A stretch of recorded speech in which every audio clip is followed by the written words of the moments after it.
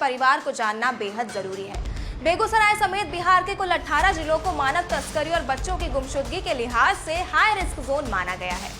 ऐसे में आज के इस वीडियो में हम जानेंगे कि आखिर इन जिलों को हाई रिस्क जोन क्यों माना गया है, क्या बच्चों की गुमशुदगी और मानव तस्करी का खतरा बढ़ रहा है, और सबसे बड़ा सवाल ये है कि ये नेटवर्क आखिर काम कैसे करता है। नमस्कार, आप सब देख रहे हैं द बेगूसराय और मैं हूं आपके साथ गौरी। सबसे पहले समझिए कि ह्यूमन ट्रैफिकिंग यानी मानव तस्करी है क्या। मानव तस्करी का मतलब है किसी इंसान को धोखे, लालच, दबाव या जबरदस्ती के जरिए एक जगह से दूसरी जगह ले जाना और उसका शोषण करना। इसमें बच्चों और महिलाओं को खास तौर पर निशाना बनाया जाता है। कई बार नौकरी दिलाने, अच्छी कमाई कराने या दूसरे शहर में काम दिलाने का झांसा भी दिया जाता है। परिवार को लगता है कि बच्चा या परिवार का सदस्य रोजगार के लिए बाहर जा रहा है, लेकिन वहां पहुंचने के बाद हालात बिल्कुल अलग हो सकते हैं। अब बात करते हैं बेगूसराय की।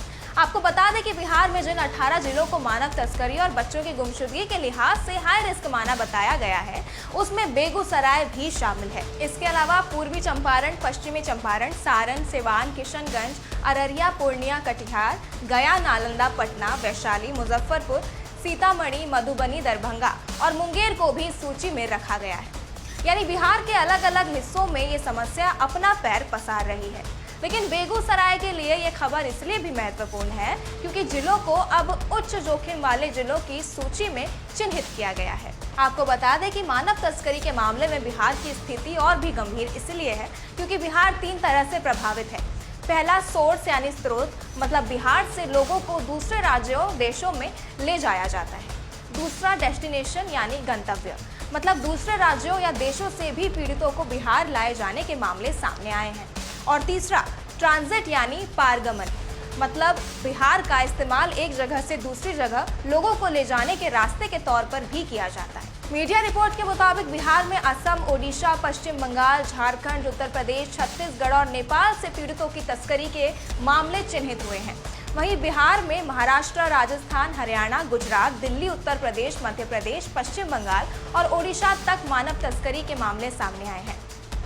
यानी ये समस्या सिर्फ बिहार तक सीमित नहीं है, ये अलग अलग राज्यों के बीच फैला हुआ एक नेटवर्क है। आइए अब जानते हैं कि आखिर बच्चे इतनी आसानी से इस जाल का शिकार कैसे हो जाते हैं। तो इसके पीछे कई वजह हो सकती है, जैसे गरीबी, बेरोजगारी, परिवार की आर्थिक मजबूरी, शिक्षा की कमी और बाहर जाकर नौकरी करने का लालच। कई मामलों में बच्चों को बहला फुसलाकर ले जाया जाता है। कई बार परिवार को इसकी भनक तक नहीं लगती और जब बच्चा वापस नहीं आता तब परिवार पुलिस और प्रशासन के चक्कर लगाने लगता है। इस मामले में बिहार के मुख्यमंत्री सम्राट चौधरी का कहना है कि बच्चों की गुमशुदगी और मानव तस्करी गंभीर चिंता का विषय है। सरकार इसके खिलाफ जीरो टॉलरेंस की नीति पर भी काम कर रही है। अब सबसे ज़रूरी बात यह है कि अगर कोई भी संस्थान या इंसान आपके बच्चे को नौकरी दिलाने के नाम पर दूसरे राज्य ले जाने की बात कर रहा है तो उसके बारे में पहले पूरी जानकारी ज़रूर लें। ये ज़रूर जानने की कोशिश करें कि कहाँ नौकरी है, किस कंपनी में नौकरी है, कितनी सैलरी मिलेगी, रहने की व्यवस्था क्या है, कंपनी के दस्तावेज या उसकी हिस्ट्री भी ज़रूर चेक करें। और सबसे ज़रूरी बात ये कि परिवार के पास उस व्यक्ति और काम की पूरी जानकारी होनी चाहिए। ऐसे में अगर आपको लगता है कि ये जानकारी हर परिवार तक पहुंचनी चाहिए तो इस वीडियो को शेयर ज़रूर करें।